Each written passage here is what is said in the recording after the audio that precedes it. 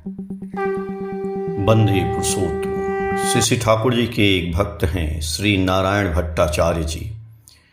वो लिखते हैं, शीर्षक है महिमा आपकी कौन वर्णन कर सके।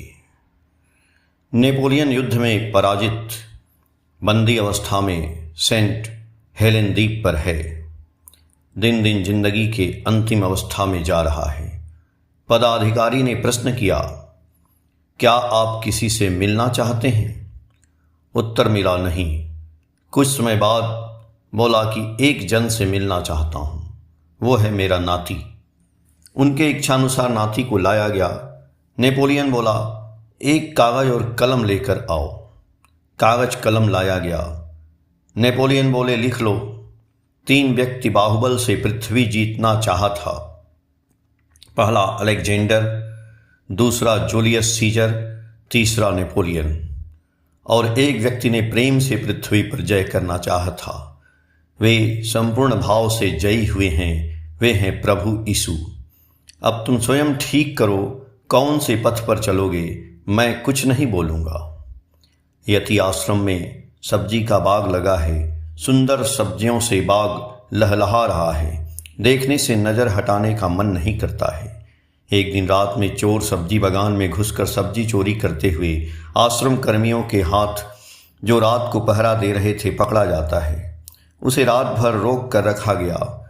चोर आश्रम के बगल के गांव का है। सुबह श्री ठाकुर के समक्ष घटना बताया गया। श्री ठाकुर बोले, शीघ्र ही उस चोर के घर वे सारी सब्जियां भेज दो। साथ में कुछ रुपया भी देने का निर्देश दिए। कहाँ चोर को सजा होनी थी, बदले में डाला सजा कर दिया गया। ध्रुवनाथ जोशी शिलांग में रहते हैं। आश्रम आए हैं श्री ठाकुर का दर्शन के लिए। साथ में हैं उनके स्त्री एवं बेटी। आश्रम आने पर मेरे घर पर ही ठहरते थे। बेटी की शादी हुई है। नेपाल के एक वित्तशाली भी श्री ठाकुर का आश्रम नहीं आए हैं। परिवार में श्री ठाकुर के संबंध में विरूप मंतव्य करते हैं। श्री ठाकुर के संबंध में उल्टा पुल्टा सुनते सुनते चुनू, ध्रुवदा की लड़की का नाम चुनू है, मानसिक रूप से परेशान रहने लगी है। उसका मन परिवर्तन के लिए उसका पति उसे विभिन्न जगहों पर घुमाकर अंत में पटना लेकर आए हैं। पटना आने के पश्चात चुनू की अवस्था और भी बिगड़ गई। अतः ध्रुवदा को समाचार दिया गया। ध्रुवदा पटना आकर वहीं से लड़की को आश्रम लेकर आए। आने के बाद वाला दिन रात 8 बजे करीब मेरे पिताजी एवं ध्रुवदा घर में बैठकर ठाकुर जी के बारे में चर्चा कर रहे थे कि उसी वक्त अचानक झपाक से किसी चीज के डूबने की आवाज आई। ध्रुवदा की पत्नी चिल्लाकर चुनू की कुआं में डूबने की बात बताने लगी। हम लोग दौड़कर घर से बाहर आए। कुआं के आसपास काफी अंधेरा था। साफ कुछ दिखाई नहीं पड़ रहा था। ध्रुवदा कुआं की रस्सी बाल्टी को कुआं में डालकर चिल्लाकर चुनू को रस्सी पकड़ने के लिए बोल रहे हैं। रस्सी की हालत खराब है। वही रस्सी पकड़कर चुनू को खींचकर बाहर निकाला गया। कहीं किसी तरह का आघात नहीं लगा है। सर का बाल भी नहीं भीगा है। हाथ में जो घड़ी पहनी थी वो भी सही सलामत है। कहीं जरा सा भी खरोंच तक नहीं आया था। चुनू बता रही है, जितना भी मैं डूबना चाहती थी उतना ही कोई ऊपर ढकेल दे रहा था। सुबह ध्रुवदा लड़की को श्री ठाकुर प्रणाम करने ले गए तथा बीती रात की सारी घटना विस्तार पूर्वक श्री ठाकुर के श्री चरणों में निवेदन किए। घर लौटकर आए। साथ में एक सज्जन भी आए। परिचय हुआ। वह चुनू के पति हैं। वो पटना में थे। रात को स्वप्न देखे कि चुनू उनको आवश्यक कार्य हेतु बुला रही है। पटना से आज सवेरे ही देवघर पहुंचे हैं। सारी घटनाएं सुनने के बाद उन्होंने दीक्षा लेना चाहा एवं दीक्षा लिया। चुनू भी धीरे धीरे स्वस्थ होने लगी। बैकुंठ प्रसाद सिन्हा हजारीबाग जिला के रहने वाले जमींदार परिवार, पेशे से वकील, शरीर का दायां हिस्सा में लकवा मार दिया है। मुंह भी टेढ़ा हो गया है। बिछावन पर ही दिन बीत रहा है। विभिन्न जगहों पर इलाज करा के भी कोई सुफल नहीं मिला। श्री हरिनंदन प्रसाद समस्तीपुर स्कूल के हेडमास्टर श्री ठाकुर के आश्रित व बैकुंठदा को एक बार श्री ठाकुर के पास ले जाने का अनुरोध किए। उसी अनुसार अनिच्छा से ही ठाकुर दर्शन के लिए राजी हुए। एक दिन गाड़ी से आश्रम आए। आश्रम के गेट से 4-5 आदमी उनको उठाकर श्री ठाकुर के सम्मुख लेकर आए। श्री ठाकुर बैकुंठदा की तरफ देख रहे हैं।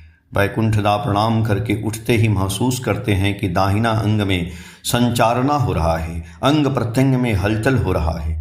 खुद से उठकर खड़ा हुए श्री ठाकुर मंद मंद मुस्कुरा रहे हैं और वैकुंठदा की तरफ देख रहे हैं। वही जो ठीक हुए ठीक ही हो गए। एक दिन श्री ठाकुर कह रहे हैं, रात को सोया हूँ, समुद्र में एक जहाज डूब रहा है।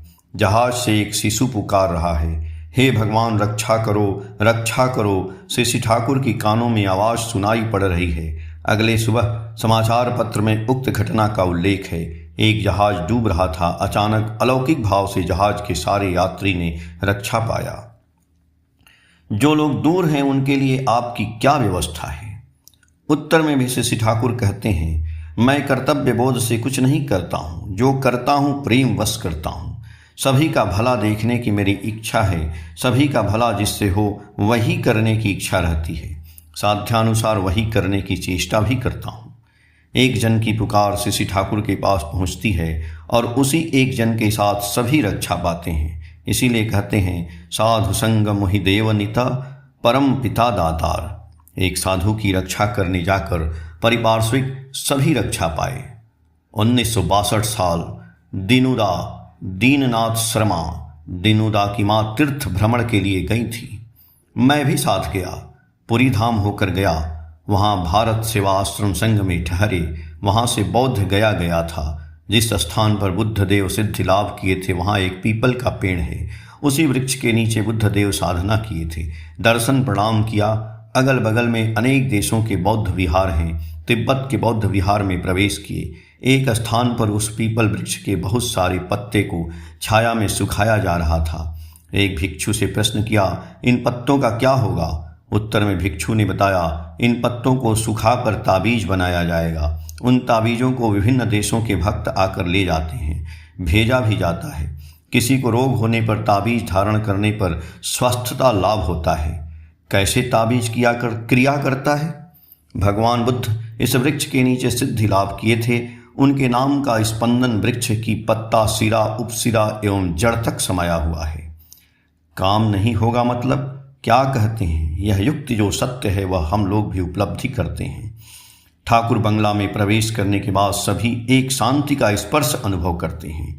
जहाँ पुरुषोत्तम वास किए हैं, अभी भी कर रहे हैं, वह स्थान परम पुण्य स्थान है। शिशु सहज एवं सुंदर होते हैं। वही शिशु ठाकुर बंगला एवं आश्रम के अन्यान स्थान पर आने से मन के आनंद से अपने मन मुताबिक टहलते खेलते हैं। कहीं कोई बाधा नहीं। वे सभी बालक मानो सा बालक हों। आइए हम सभी इस लीला क्षेत्र में समवेत होकर परम शांति लाभ करें। अनुवादक श्री महेंद्र प्रसाद सिंह, सातवती, मई 2018, पेज संख्या 48 और 49 से। जय गुरु।